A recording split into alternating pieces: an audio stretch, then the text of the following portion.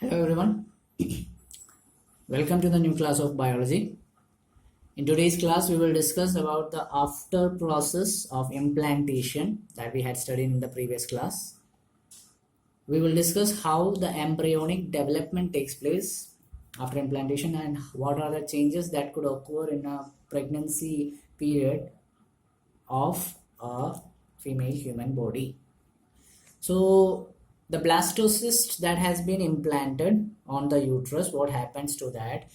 There will be a trophoblast structure in that blastocyst, which is actually known as chorionic villi, and it will be actually surrounded by some uterine tissue. So this chorionic villi and this uterine tissue jointly form a structure which is known as placenta. We know that placenta is something which forms a connection between the embryo which is being developed in the female body, which we also tell as fetus, and the mother body or the maternal structure, maternal body. So the placenta is being developed from the chorionic villi and the uterine tissue. It's a joint form. It is actually a structural and functional unit which acts between the embryo and the maternal body. Okay. So the main function of a placenta is nothing but to supply oxygen and nutrients to the embryo, as well as if there are some waste materials to be removed, to remove those waste materials like the carbon dioxide or the excretory waste from the embryo. So that's the function of the placenta, and the placenta is actually connected to the embryo with the help of a small cord structure which is known as the umbilical cord. Actually, you might have seen in some films when a newborn baby is being shown just near to its mother, it will be attached with a cord-like structure. It is known as the umbilical cord. This umbilical cord is actually the one which connects the placenta to the embryo. Okay. So this placenta actually secretes various hormones. It acts as an endocrine tissue at that time and secretes many hormones like human chorionic gonadotropin, human placental lactogen, estrogen, progesterone, etc. Also, hormone like relaxin is being released by the ovary, which actually helps during the pregnancy of the women. Similar to this, many hormonal levels could also be increased in the maternal blood, like the cortisol hormone, which is actually a stress reliever hormone, prolactin hormone, which actually helps for lactating the baby or giving milk to the baby at the time it is being given birth, thyroxine hormone, the thyroid produced by the thyroid gland. These all hormones are getting increased, and all these hormones combinedly helps the level increase of all these hormones actually combinedly help in the fetal growth, the growth of the baby, different changes that occurs in the mother's structure, mother's body, mentally, physically, whatever change happens in the mother, it is being involved by these hormones. Also during the pregnancy maintenance, if there are some issues, if there are some problems faced by that particular body, all of them are being compensated by these special type of hormones which are produced during the pregnancy time. Okay, so let's see how an embryo could develop in a particular female body. So what happens just after implantation? We know that after the implantation, the trophoblast will have an inner cell mass, which we actually term it as embryo. This embryo will have a two-layered structure. It will just, after implantation, it will differentiate into two-layer structure. One is known as the ectoderm, which is known as the outer layer. Another one is known as the endoderm, which is known as the inner layer. Also, after some time, there will be a middle layer, which is really known as mesoderm.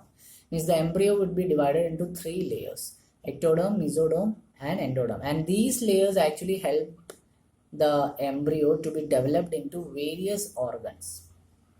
Also, there will be a stem cell which is present in the inner cell mass, which actually has the ability to give rise to all type of tissues and organs. So that's about how the embryo gets developed. Now we will discuss about a particular time period which is known as actually the gestation period. Gestation period is actually the time period which is taken an average duration of a pregnancy of any animal. You take any type of animal, any type of mammals, especially the mammals, the carrying period or the pregnancy period of any mammal, the average duration of the mammal would be actually the gestation period. Actually, the gestation period will be different for different animals. In case of humans, it will be 9 months, or we can say exactly as 280 days. Whenever a couple approaches a doctor and a woman is actually carrying, the date given by the doctor for the delivery time would be actually the after the 280 days. Means a 280 days checkup would happen, and that 280, after that 280 days time period, a particular date would be given by the doctor for the delivery time. Okay, so I said there are different times, different gestation period for different organisms. Elephant has the highest gestation period in the whole world. You take the mammal category, majority the gestation period we are discussing about the mammals mainly. So in case of mammals, the highest number of the time for the gestation period for will be highest in elephants. That too in case of African elephants. African elephants will have a time period near about 650 days near about, and in case of Asian elephants it would be near about 640, around 640 645.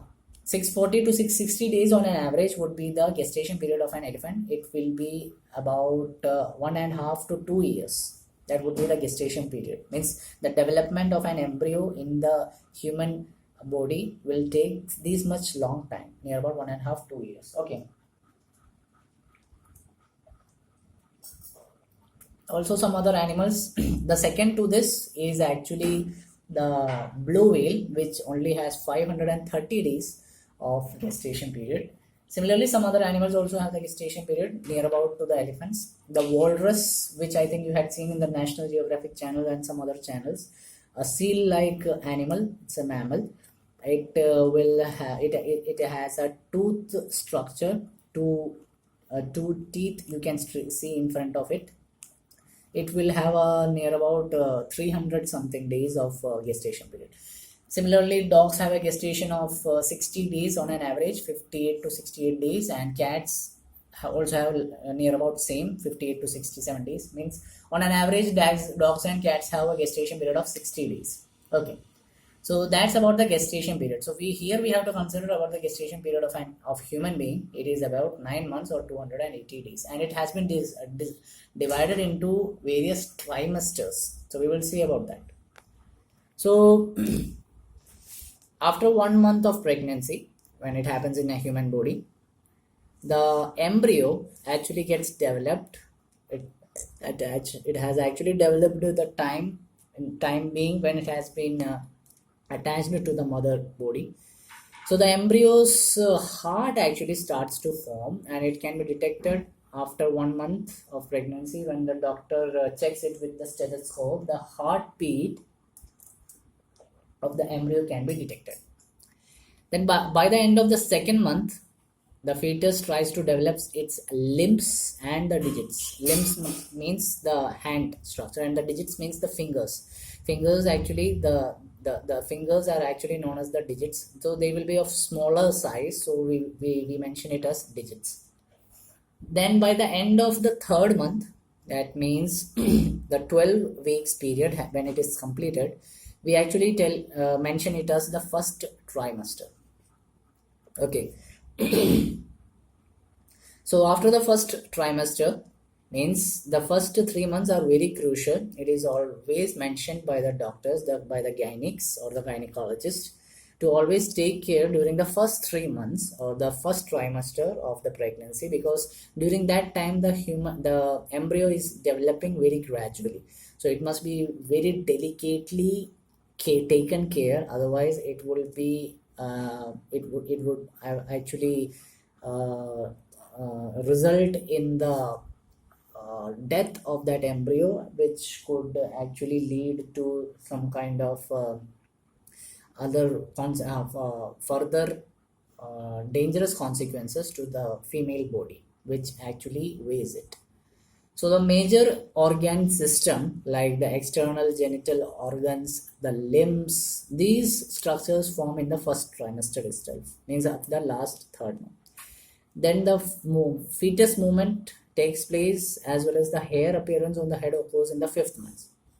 By the end of second trimester, means after 24 weeks, what happens? Fine hair occurs on the head, eyelids get separated, eyelashes are formed. Okay, and by the end of the 9 months, a fully developed young one or a baby is ready for the delivery. So that's about the gestation period of a human being, and that's about the embryonic development, complete embryonic development of a human body. So that's all about today's class. I hope you enjoyed the class and understood the concepts. Thank you. Have a nice day.